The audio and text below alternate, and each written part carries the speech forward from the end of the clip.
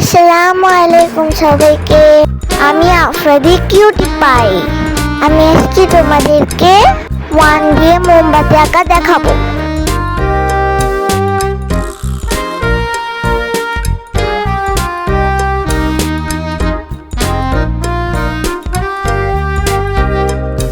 এই ধরনের নিত্য নতুন ভিডিও পেতে আমার চ্যানেলের পাশে থাকবে।